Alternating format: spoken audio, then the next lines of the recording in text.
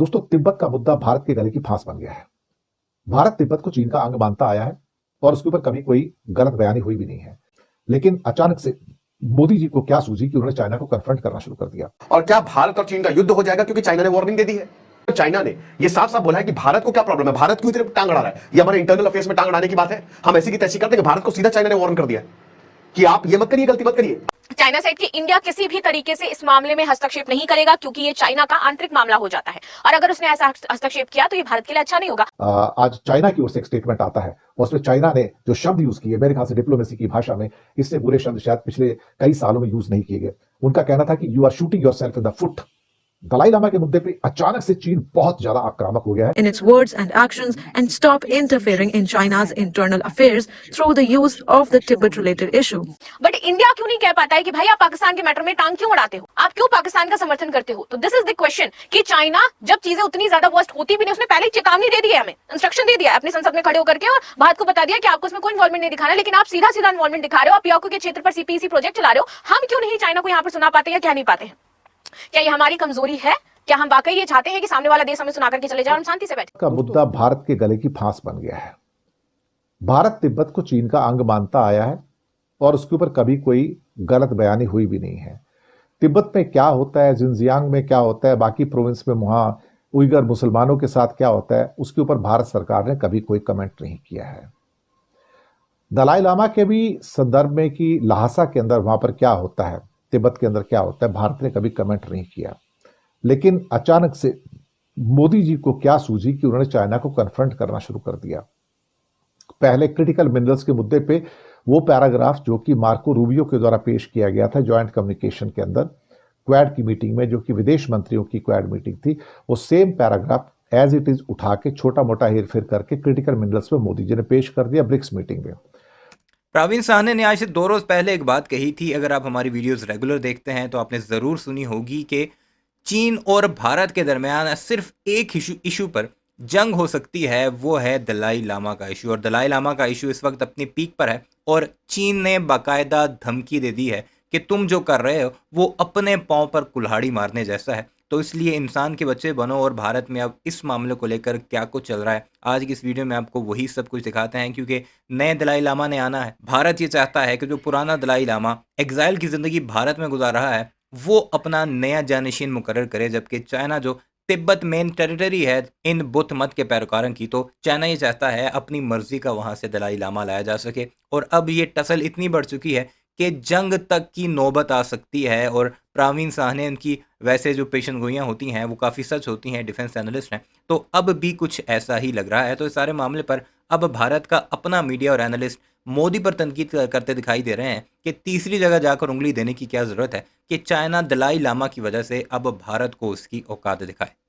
तो इससे मिर्ची लगनी स्वाभाविक थी कि आप अमेरिका की भाषा बोल रहे हो। ऐसा लगा कि जैसे मोदी जी की स्पीच जो थी अमेरिका के व्हाइट हाउस से अप्रूव होकर आई। इसके बाद दलाई लामा का इशू मुझे लगता था कि एक सेंसिटिव इशू है, संवेदनशील इशू है, इसके ऊपर बात नहीं करनी चाहिए थी। पहले किरण रिजिजू ने बात की और उसके ऊपर फिर अमेरिका चाइना का जब रिटेलिएशन आया तो विदेश मंत्रालय संभल गया और संभल कर उसने कहा कि जो भी किरण रिजिजू ने कहा एक बुद्धिस्टा होने के नाते वो उनकी पर्सनल कैपेसिटी में कहा, एक भारत सरकार का वो व्यू नहीं है, तो डिस्टेंस कर लिया। ये जियोपॉलिटिक्स कितनी खतरनाक है। दलाई लामा भारत में रहते हैं फिर भी इंडिया कहता है कि तिब्बत चाइना का पार्ट है। कैसे चाइना ने इस पर कब्जा किया और क्या भारत और चीन का युद्ध हो जाएगा क्योंकि चाइना ने वार्निंग दे दी है। तो नरेंद्र मोदी हमारे पीएम ने यह बोला कि 140 करोड़ भारतीय आपके पीछे खड़े हुए हैं। अब यहां पे नरेंद्र मोदी ने इनको विश किया है, 90 साल के हो गए हैं, 6 जुलाई को बर्थडे था यानी कि परसों, और इन्होंने बोला कि देखिए आप symbol of love, compassion, patience and moral discipline. और अभी चाइना को बहुत ज्यादा मिर्ची लग गई है, भयानक। और चाइना देखिए अब नेक्स्ट दलाई लामा कौन होगा, इस पे भयानक विवाद होने वाला है। और अब ये मान के चले कि जियो पॉलिटिक्स चेंज होगी, भारत और चीन में भी विवाद बढ़ सकता है, भारत और चीन में भी कुछ बड़ा हो सकता है, बिग पॉसिबिलिटी। और चाइना ने ये साफ साफ बोला है कि भारत को क्या प्रॉब्लम है, भारत क्यों इतने टांग अड़ा रहा है। ये हमारे इंटरनल अफेयर्स में टांग अड़ाने की बात है।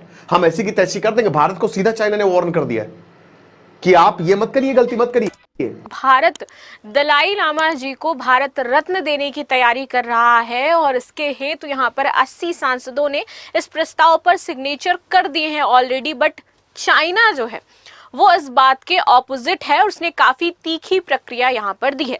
अभी कुछ दिन पहले अगर आपको याद हो तो दलाई लामा के चुनाव से संबंधित जो नए दलाई लामा बनने वाले, बिकॉज अभी इन्होंने अपना 90th बर्थडे मनाया है और जो नए दलाई लामा बनेंगे इसके चुनाव को लेकर के काफी ज्यादा यहाँ पर कंट्रोवर्सी चल रही है।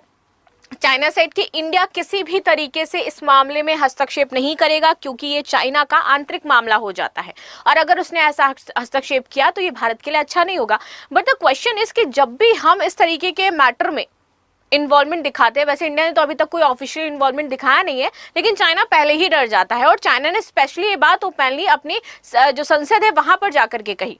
बट इंडिया क्यों नहीं कह पाता है कि भाई आप पाकिस्तान के मैटर में टांग क्यों अड़ाते हो, आप क्यों पाकिस्तान का समर्थन करते हो? तो दिस इज द क्वेश्चन कि चाइना जब चीजें उतनी ज्यादा वर्स्ट होती भी नहीं, उसने पहले ही चेतावनी दे दी है, हमें इंस्ट्रक्शन दे दिया है अपनी संसद में खड़े होकर के और भारत को बता दिया कि आपको इसमें कोई इन्वॉल्वमेंट नहीं दिखाना है।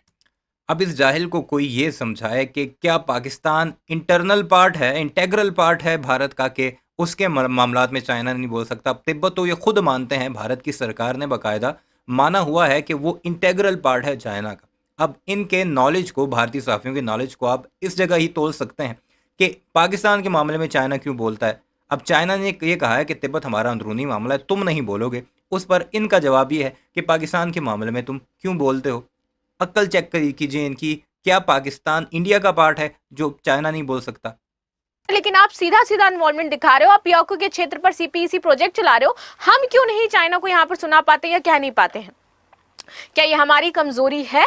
क्या हम वाकई ये चाहते हैं कि सामने वाला देश हमें सुना करके चले जाए और हम शांति से बैठे रहें? The reincarnation of the living Buddha is a unique way of transmission within Tibetan Buddhism, and the reincarnation of the Dalai Lama and other great living Buddhas is carried out in accordance with strict religious rituals and historical customs, and on the basis of the principle of domestic searching and approved by the central government. The reincarnation of the 14th Dalai Lama himself was also approved by the then central government of China through such a procedure, and the reincarnation of the Dalai Lama, who succeeds the seated Dalai Lama, must be carried out in accordance with the above principle, religious rituals and historical customization, and in accordance with the laws and regulations of the state. We hope that the Indian side will fully understand the highly sensitive nature of Tibet-related issues, recognize the anti-China separatist nature of the 14th Dalai Lama, abide by its commitments on the Tibet-related issue, be prudent in its words and actions, and stop interfering in China's internal affairs through the use of the Tibet-related issue, so as to avoid affecting the improvement and development of Sino-Indian relations. लेकिन शायद मोदी जी नहीं चाहते थे कि विदेश मंत्रालय इसको distance करे और एक और स्टेटमेंट दिलवाया पेमा खांडू से। पेमा खांडू जो कि बीजेपी के चीफ मिनिस्टर हैं अरुणाचल प्रदेश की सीमा चीन से लगती है, और उन्होंने 2-3 दिन पहले जो स्टेटमेंट दिया, ये कहा कि अरुणाचल प्रदेश की सीमा जो है चीन से लगती ही नहीं, तिब्बत से लगती है। पहली बार भारत की ओर से किसी एक व्यक्ति ने यह कह दिया खुलकर कि तिब्बत चीन का पार्ट नहीं है और एक अलग देश है। ये भारत का जो एक स्टेटेड व्यू था खास तौर से तिब्बत के बारे में, ये उसके अंदर एक मूलभूत बदलाव था। और इस मुद्दे को लेके फिर जब खास तौर से आज चाइना की ओर से एक स्टेटमेंट आता है और उसमें चाइना ने जो शब्द यूज किए, मेरे ख्याल से डिप्लोमेसी की भाषा में इससे बुरे शब्द शायद पिछले कई सालों में यूज नहीं किए गए। उनका कहना था कि you are shooting your self in the foot. Dalai Lama के मुद्दे पे अचानक से चीन बहुत ज्यादा आक्रामक हो गया है कि तुम अपने पैरों पर खुद कुल्हाड़ी मार रहे हो, ये उनका कहना है। और जीजेंग कार्ड जो है, जिसको तिब्बत कहा जाता है एक्चुअली, उसके ऊपर ये सारी बातें निकल कर आई। मुझे लगता है कि जो चीजें यहां से निकल कर आ रही हैं वो बहुत परेशान करने वाली हैं, और दलाई लामा को लेके भारत की ओर से जो स्टेटमेंट आ रहे हैं वो भी परेशान करने वाले हैं। अब अभी क्या हो रहा है? अब ये हो रहा है कि चाइना जो है वो ये कह रहा है कि सुनिए, दलाई लामा आप नहीं चुनेंगे, हम चुनेंगे। लेकिन अब दलाई लामा 90 साल के हो गए हैं और अब दलाई लामा ने बोल दिया कि अब ये प्रोसेस हम शुरू कर देंगे। ठीक है, स्टार्ट दी प्रोसेस, क्योंकि ये बहुत ज्यादा जरूरी है। गोल्डन यान सिस्टम नहीं, मेन प्रोसेस शुरू करिए। अब उसमें भारत भी इन्वॉल्व हो गया है। भारत जो है वो इसमें इन्वॉल्व है। भारत गया, उनको बर्थडे विश किया। माओ निंग जो है चाइनीज की फॉरेन मिनिस्टर, उन्होंने बोला कि देखिए, हम सबको पता है कि हमारी तिब्बत पे जो पोजीशन है वो कैसी है।